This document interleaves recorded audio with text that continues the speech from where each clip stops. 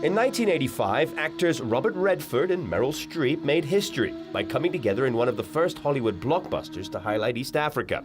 Karen Blixen's Out of Africa still reminds us of the romanticism that is associated with Kenya's Happy Valley and colonialism.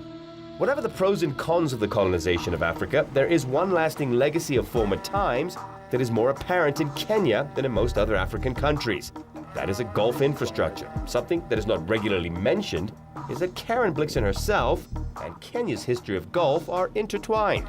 With a number of world-class courses throughout the country, the lion's share being here in Nairobi, there is one golf course with a rather more deep-rooted history than the others.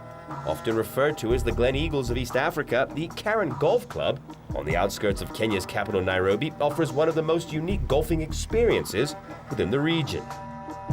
Features that distinguish it from other golf clubs, one of which is steeped in African history. The club is located adjacent to Karen Blixen's former home, now a museum which is dedicated to the late Danish author whose famous memoir, Out of Africa, was turned into a Hollywood film. Where the golf is, where your interest is actually today, was her coffee fields. She even built actually a school there. We'll find out exactly at which, I think they say T number 9 is where precisely actually where her school was. So historically actually the two places are very linked.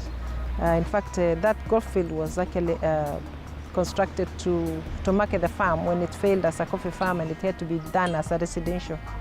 So historically we are actually linked. A large part of the 18-hole course was built on the former coffee estate developed by Karen herself. The setting of the golf course is itself an inspiration, with the Ngong Hills as a backdrop. The course is flanked in all directions by a variety of trees, indigenous forest, flowering shrubs, fauna, and bird life. In 1969, the golf club gained global notoriety with a match played between Bert Yancey, Tony Jacklin, and Roberto Di Vincenzo. Since then, more often than not, Karen is the first stop on most Kenyan golf safaris.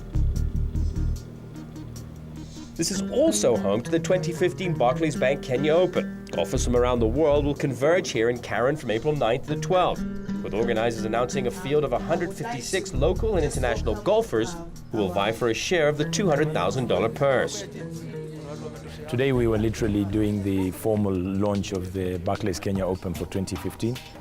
Which is running from the 7th to the 12th of April this year. So we were launching it formally. It's broken down into a number of things. I mean, in terms of the actual sponsorship, it's 85 million Kenya shillings, so slightly under $1 million US. But then more importantly, over the last 3 years, we've been sponsoring the Kenya Golf Circuit, which basically has reached out to almost 6,000 golfers across the country. We take golf competitions right out into the clubs all around the country. So we've literally got 14 clubs where both amateurs and professionals alike can actually play and compete. Our customers can join us, and that's in the build-up to both the Pro-Am and the main competition, which happens on the 7th and 8th and beyond of April. The preparations are finalized, the course is superb, and of course the final touches will be done nearer the time. But despite the drought, the course is still very green, and the greens are ready. 2 new greens have been prepared for the Open, and they are mature, they are now being used. So the course is in fine shape. The annual European Challenge Tour event will be played here for the 3rd year in a row, and will tee off with 2 Pro-Am events on April 7th and 8th, sponsored by Barclays Bank and Coca-Cola. Barclays is very passionate about sports, so we sponsor sports in many multiple facets. You've probably seen, obviously, Barclays Premier League. In South Africa, we sponsor the national rugby team, we sponsor the national soccer team. And here in Kenya, we've particularly been keen to sponsor golf. It gives us an opportunity to encourage the sport of golf. So you'll see right from the juniors and the young players coming up, we want to encourage them so that we have future players and professionals. But it also is an opportunity for us to enjoy the game with our customers, because many of our customers are golfers, and hence we've got this Kenya Golf Circuit, which allows them to also participate. So we enjoy the camaraderie and also the support, and it's a way of saying thank you to them in an enjoyable way, in addition to what we're sponsoring. Kenya will be relying on Richard Ainley and John Karichu to lead the team's challenge for the top spot at the signature event, last won by a home golfer in '94 when Peter Livingston beat a field of experienced golfers to take top honours. We're looking forward really to seeing golf grow. So we see the circuit growing, we see the participation growing, and the golf circuit, as I say, is done literally 7 months before the competition. So it's not something where we just show up on the days of the competition and that's our participation. It's a full build-up. So hopefully, I mean, if we can sponsor and we can support our players, we'd love to see a Kenyan win the Barclays Kenya Open.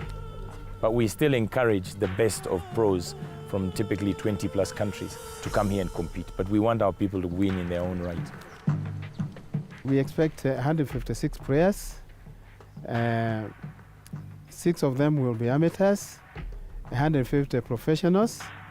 The Challenge Tour will send us 100 golfers from all over the world, and the 50 will be provided by KOGL. We expect to have at least 25 Kenyans. 20 of them will be selected by the PGA, and 5 will be qualifiers. South Africa's Jake Ruis is the defending champion after clinching victory in a dramatic final, where Dismas Ndiza and Greg Snow were the best placed local players, finishing 5th and 6th in the overall standings in 2014.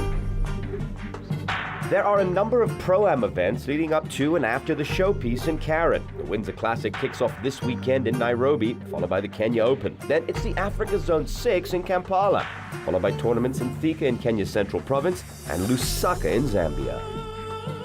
As Kenya Open, we are encouraging the youth, and we shall invite a number of them to play in the Pro-Am.